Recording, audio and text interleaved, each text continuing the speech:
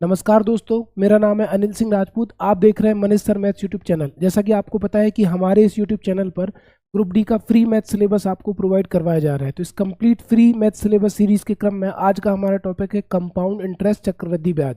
चक्रवृद्धि ब्याज का की बेसिक क्लास इसके मैंने पहले ली है, आज हम उस पर आधारित क्वेश्चन करेंगे। तो बने रहिएगा वीडियो में एंड तक। वीडियो अगर आपको अच्छा लगे तो अपने दोस्तों तक शेयर करिए। तो चलिए गाइस, आज का वीडियो स्टार्ट करते हैं। आज का हमारा टॉपिक है चक्रवृद्धि ब्याज यानी कि कंपाउंड इंटरेस्ट। तो सबसे पहला क्वेश्चन आपके सामने ये रहा। इसमें क्या कह रहा है, ध्यान से सुनो कि ब्याज की गणना वार्षिक चक्रवृद्धि आधार पर करने पर 10% वार्षिक चक्रवृद्धि ब्याज की दर पर निवेशित कोई धनराशि 2 वर्ष में 10,164 रुपये हो जाती है। ब्याज की दर दी है, समय दिया है, मिश्र धन दिया है। तो निवेश की गई धनराशि क्या थी वो आपको बताना है। तो मैं आपको बता चुका हूँ कि अगर ब्याज चक्रवृद्धि ब्याज की दर 10% होगी और समय आपको 2 साल होगा, तो जो चक्रवृद्धि ब्याज की दर बनेगी वो कितनी बनेगी? 21% बनेगी। 10 दूनी 20% नहीं बनेगी, 21% बनेगी। मैंने फॉर्मूला बताया था x plus Y plus X Y upon 100। तो x की जगह 10 रख दो, प्लस y की जगह 10 रख दो, प्लस x गुणित x 10 गुणित y 10 बटे कितना आ गया? 100। ऊपर के 2 जीरो नीचे के 2 जीरो से कट गए, 10 और 10 20, एक एकम एक, 20 और 1 21। कितने परसेंट ब्याज बना? 21% ब्याज बना, है ना। 21% ब्याज बना और मूलधन हमेशा 100% के बराबर होता है। तो आप कहोगे सर जो प्रिंसिपल है वो 100% के बराबर होता है, तो 100 में 21 जोड़ दो तो आप कहोगे 121% की जो वैल्यू है वो सवाल में कितनी दे रखी है? 10,164 रुपये। 10,164 रुपये। तो 1% या 100% की वैल्यू निकालनी है तो पहले 1% की वैल्यू निकालेंगे, तो हो जाएगा 10,164 बटे 121। तो 11 11 में 121, 11 नाम 99 बचे 2, 11 दूनी 22 बचे 4, 11 चौको 44। 11 से काटो तो 11 अट्ठे 88 बचे 4, 11 चौको 44। 1% की वैल्यू कितने रुपए आ गई? 84 रुपये। मूलधन कितने परसेंट होता है? 100%। तो 100 गुणा में 84 कैसे निकलेगा? 84 का 1 में गुणा करो तो 84 लगा दो, पीछे 2 जीरो लगा दो। 8400 रुपये इस क्वेश्चन का आंसर होगा। अगले सवाल की तरफ चलें कि ब्याज की गणना वार्षिक चक्रवृद्धि आधार पर करते समय राहुल किसी निश्चित धनराशि को 60% वार्षिक दर पर 2 वर्षों के लिए निवेशित करता है। फिर क्या लिखा है? यदि 2 वर्ष के अंत में उसे 11,700 रुपये ब्याज प्राप्त होता है तो शुरू में कितनी धनराशि निवेशित की थी यह हमें बताना है। तो ध्यान देना, यहाँ पर आपको ब्याज दिया है, कितना दिया है? चक्रवृद्धि ब्याज 11,700 रुपये। 60% की रेट है और समय कितना है? 2 साल। तो वही फॉर्मूला लगेगा x plus X Y upon 100। अगर मैं साधारण ब्याज की बात करता तो 60% का 2 में गुणा कर देती, 60 दूनी 120% आ जाता। लेकिन चक्रवृद्धि ब्याज कैसे निकलेगा? x की जगह 60 रखो, y की जगह 60 रखो, प्लस x की जगह 60 गुणित y की जगह 60 बटे 100। तो नीचे के 2 जीरो ऊपर के 2 जीरो से कट गए, 6 6 36, 60 60 120। 120 में 36 जुड़ा तो चक्रवृद्धि ब्याज कितना बन गया? 156%, जो कि सवाल में कितना दे रखा है? आप कहोगे सर 156% की वैल्यू दे रखी है 11,700 रुपये। तो अगर मैं 1% की वैल्यू निकालूं कितना हो जाएगा? 11,700 बटे 156। आप इसको 13 से काटो तो 13 ही नम्मा 117 डबल जीरो, 13 दूनी 26, सॉरी 13 एकम 13 बचे 2, 13 दूनी 26। 12 से काटो तो 12 सत्ते 84 बचा 6, 12 पंचे 60। 1% की वैल्यू 75 रुपये आ गई। तो कितनी धनराशि निवेशित की? मूलधन निकालना है। मूलधन हमेशा 100% होता है। 1% की वैल्यू 75, तो 100% की वैल्यू 100 गुणा में 75। तो 100 गुणा में 75 आपको कितना आंसर दे देगा? 7500 रुपये। डी ऑप्शन इस क्वेश्चन का आंसर है। अगले सवाल की तरफ चलें। मनीष एक निश्चित राशि को 5% वार्षिक ब्याज दर पर जमा करता है, जिस पर ब्याज की गणना वार्षिक चक्रवृद्धि आधार पर होती है। 3 वर्षों के अंत में मनीष को मिश्र धन के रूप में 9,260 रुपये प्राप्त होते हैं। मनीष द्वारा जमा की गई राशि कितनी है ये आपको बताना है। तो आप सभी जानते हो कि सर 5% की जो भिन्न होती है वो कितनी थी? 1/20 होती है। तो मान लो कि 20 रुपये हमारा मूलधन था, 20 रुपये मूलधन था, उस पर 1 रुपये ब्याज मिला, तो 20 से कितना हो गया? 21 हो गया, है ना। ऐसा कितने साल हुआ? 3 साल हुआ। तो पहले साल भी 20, दूसरे साल भी 20 से कितना हो गया? 21। तीसरे साल भी 20 से कितना हो गया? 21। अब आपको यहाँ पर घन याद होने चाहिए। 2 दूनी 4 दूनी 8 और 1 2 3। 20 का घन कितना हो गया? 1000। 21 का घन भी मुझे पता होता है, तो 21 का घन होता है 92 61। अब आपको पता है कि सर हमारा प्रिंसिपल मूलधन कितना बन गया? 8000।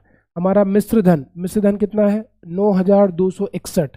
जबकि सवाल में CI नहीं है, सॉरी, ये अमाउंट है, मिश्र धन यानी कि अमाउंट हमारा 9261 है, जबकि सवाल में कितना दिया है 926110। तो आप कहोगे अगर 926110 दिया है तो ये हमारा 10 गुना है, मिश्र धन 10 गुना हो गया, तो 8000 का भी मैं 10 गुना करूंगा तो कितना होगा, 8000 का 10 गुना करूंगा तो ये भी 80,000 हो जाएगा। अगर मुझे चक्रवृद्धि ब्याज निकालना होता तो 9261 में से मैं 8000 घटा देता तो चक्रवृद्धि ब्याज आ जाता है ना, इस तरीके से।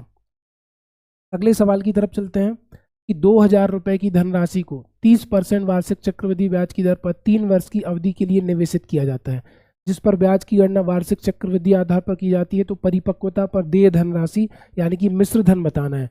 तो आप ये बताओ 30% की भिन्न क्या होती है, 30/100, एक जीरो कट जाएगा, 3/10, यानी कि अगर मूलधन 10 रुपए था तो हर बार उसको कितना ब्याज मिल रहा है, 3 रुपए, तो 10 से हो जाएगा 13, कितने साल के लिए हो जाएगा, उसमें लिखा है 3 वर्ष की अवधि के लिए। तो आप कहोगे सर पहले साल मूलधन 10 था, 10 से हो गया 13, फिर 10 से कितना हो गया 13, फिर 10 से कितना हो गया 13, अब आप गुणा करो, 10 का 3 बार गुणा करोगे तो कितना हो जाएगा, 10 का घन 1000, और 13 का घन मुझे पता है होता है 2197, जो कि आपको भी पता होना चाहिए।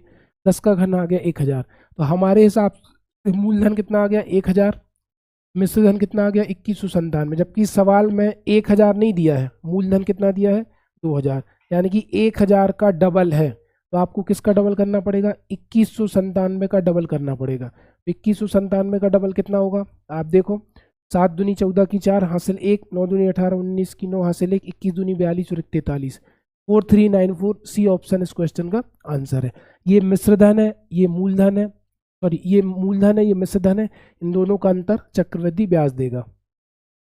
अगले सवाल की तरफ चलते हैं कि ब्याज की गणना वार्षिक चक्रवृद्धि आधार पर करते हैं। 2400 रुपए की धनराशि 5% वार्षिक ब्याज की दर पर 2 वर्ष में प्राप्त मिश्र धन कितना होगा, ये आपको बताना है। तो ये बताओ 5% ब्याज की दर है, समय 2 साल है ना, तो CI कैसे निकालते थे, मैंने आपको पता है x plus Y plus x into Y upon 100, तो 5 और 5 10 और 5 25/100, 25/100 यानी कि 0.25, तो 10.25% आपका क्या बन गया, ब्याज। ठीक है, तो आपको पता है कि 10.25% आपका बन गया ब्याज, और मूलधन कितना है 2400। ठीक है, तो आप इसको 2 तरीकों से कर सकते हो, 100% मूलधन हो गया, ये 10 हो गया, यानी कि आपको 2400 का 110.25 निकालना है, तो 110.25 प्रतिशत हटा तो नीचे कितना आ गया, तो 2 जीरो से 2 जीरो कट गए, गुणा कर दो, 24 पंचे 120 का जीरो हासिल 12, 24 दूनी 48 और 12 60 का जीरो हासिल 6, 24 शून्य शून्य 6 आ गया, 24 से कम 24 की 4 हासिल 2, 24 से कम 24 और 2 26, 26 46 दशमलव यहाँ लगा, 26 46 आपको नजर आ रहा है किस ऑप्शन में, इस ऑप्शन में। एक तरीका और है, अगर आपको ऐसे नहीं करना तो मैं एक तरीका और बता दूं, मूलधन आपका कितना है 2400 रुपये है ना, मूलधन 2400 रुपये है, 5% वार्षिक ब्याज की दर पहले साल के लिए, 5% ब्याज की दर दूसरे साल के लिए। 2400 का 5% कितना बना 120 रुपये, पहले साल 120 बना, 2400 का 5% कितना बना 120 रुपये।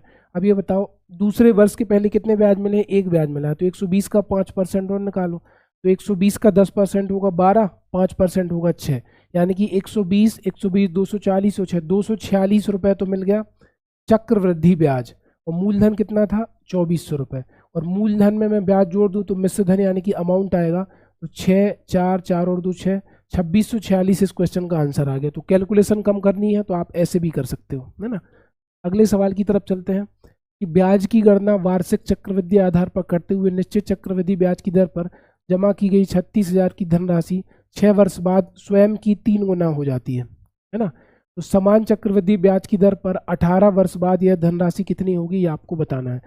चक्रवृद्धि ब्याज के केस में क्या होता है, जैसे 1 रुपये आपने बैंक में जमा किया तो 1 का डबल 2 रुपये हो जाएगा, 2 का डबल 4 रुपये हो जाएगा, 4 का डबल 8 हो जाएगा, 8 का डबल 16 हो जाएगा, 16 का डबल 32 हो जाएगा, 32 का डबल 64 हो जाएगा। ये केवल किसके केस में होता है, चक्रवृद्धि ब्याज के केस में। साधारण ब्याज के केस में क्या होगा, 1 से 2 होगा, 2 से 3 होगा, 3 से 4 होगा, इस तरीके से, इस बात को याद रखना है ना। तो इन्होंने बोला कि 36,000 की धनराशि 6 वर्ष में 3 गुना हो जाती है, तो आपने बैंक में 36,000 जो जमा करें, 6 वर्ष में वो 3 गुना हो गए, तो 36,000 का 3 गुना कितना हो गया, 1,08,000, 1,08,000 है ना। अब ये बताओ अगले 6 वर्ष में अगले 6 वर्ष में वो फिर कितने गुना होगी, 3 गुना होगी। मैंने बोला सेम रेशियो में बढ़ती है, तो 1,08,000 का 3 गुना कितना हो जाएगा, 3,24,000, है ना। इसके बाद अगले 6 वर्ष में वो फिर 3 गुना होगी, तो 3,24,000 का हो जाएगा, 3 का 9, 24 तिया 72, 9,72,000। सेम रेशियो में बढ़ रही है। 36 का 3 गुना 1,08,000, 1,08,000 का 3 गुना 3,24,000, 3,24,000 का गुना 9,72,000, है ना। 6 साल में 3 गुना हुई, तो अगले 6 साल में भी 3 गुना होगी, अगले 6 साल में भी 3 गुना होगी। 6 दूनी 12, 6 तिया 18, 18 वर्ष में धनराशि कितनी हो जाएगी, 9 तिया 27, मतलब 9,72,000। या फिर आप इसको ऐसे भी कर सकते हो, 6 साल में 3 गुना हो रही है ना, 6 साल में 3 गुना हो रही है, तो 18 साल में कितनी होगी, 18 साल में हो जाएगी 27 गुना, है ना, क्योंकि 6 तिया 18, तो 3 तर का 9 तिया 27, 27 गुना हो जाएगी। तो 36,000 में 27 का गुणा करोगे तो लगभग 9,72,000 आपका आंसर आ जाएगा। अगला क्वेश्चन क्या है, फॉर्मूला पूछा है कि यदि टी किसी धनराशि को निरूपित करता है, एम वर्षों की संख्या को निरूपित करता है और पी ब्याज की दर को निरूपित करता है, तो चक्रवृद्धि ब्याज को किसके द्वारा दर्शाया जाएगा। आपका फॉर्मूला होता है अमाउंट बराबर प्रिंसिपल और 1+R/100 के ऊपर टाइम की पावर। मिश्र धन बराबर मूलधन, इसको हिंदी में क्या कहेंगे, ध्यान से सुन लो। मिश्र धन बराबर आपका मूलधन पुस्तक में 1+10/100 और इसके ऊपर किसकी घात, समय की घात, है ना। टी मतलब टाइम, ये फॉर्मूला है। लेकिन ने बोला कि टी किसी धनराशि को निरूपित करता है ना, तो मूलधन की जगह कितना आ जाएगा, टी, और एम वर्षों की संख्या को निरूपित करता है और पी ब्याज की दर को निरूपित करता है। तो दर को मैं लिखूंगा पी और वर्षों की संख्या को लिखूंगा एम, है ना, और ए फॉर अमाउंट यानी कि मिश्रधन। तो ये फॉर्मूला बनेगा टी 1+P/100/m। इस फॉर्मूले को आपको याद रखना है, कहीं कहीं पर जरूरत पड़ती है। अगला सवाल क्या है कि ब्याज की गणना वार्षिक चक्रवृद्धि आधार पर करते हुए खान इरफान को 10% वार्षिक चक्रवृद्धि ब्याज की दर पर 10,000 की धनराशि 5 वर्ष के लिए उधार देता है। चौथे वर्ष के लिए अर्जित चक्रवृद्धि ब्याज कितना होगा, ये आपको बताना है। 10,000 रुपये उधार दिए खान ने इरफान को, ब्याज की दर है 10%, 5 वर्ष के लिए दिया, वो कह रहा है चौथे वर्ष में कितना ब्याज अर्जित किया, वो आपको बताना है। तो थोड़ा सा सवाल कैलकुलेटिव तो नहीं है, लेकिन मूलधन कितना है, 10,000 रुपये, ठीक है। यहाँ पर ये हो गया आपका पहला साल, ये हो गया आपका दूसरा साल, ये हो गया आपका तीसरा साल, ये हो गया आपका चौथा साल, ये हो गया आपका 5वां साल, है ना, इस तरीके से, ठीक। तो 10,000 का 10% कितना होगा, आपको हो गया पहले साल 1,000 मिला, दूसरे साल 1,000 मिला, तीसरे साल 1,000 मिला, चौथे साल 1,000 मिला, 5वें साल 1,000 मिला। लेकिन हमें तो केवल ये बताना है कि चौथे साल में कुल कितना ब्याज मिला। तो आप ये बताओ दूसरे वर्ष के पहले कितने ब्याज मिले, 1, तो 1,000 का 10% कितना होगा, 100। तीसरे वर्ष के पहले कितने ब्याज मिले, 1, 2, 3, तो 1,000 का 10% 100, इस 1,000 का 10% 100 और 100 का 10% 10। चौथे साल के पहले कितने ब्याज मिले, 1, 2, 3, 4, 5, 6, 7, निकालो। 1,000 का 10% 100, 1,000 का 10% 100, 1,000 का 10% 100, 100 का 10% 10, 100 का 10% 10, 100 का 10% 10 और 10 का 10% 1। तो 1,000, 1, 2, 3, 300, 10, 20, 30 और 1, 31, 1,331 रुपये ब्याज बना। ये मैं आपको पहले भी बेसिक क्लास में बता चुका हूँ। इस क्वेश्चन का आंसर कितना होगा, 1,331, है ना।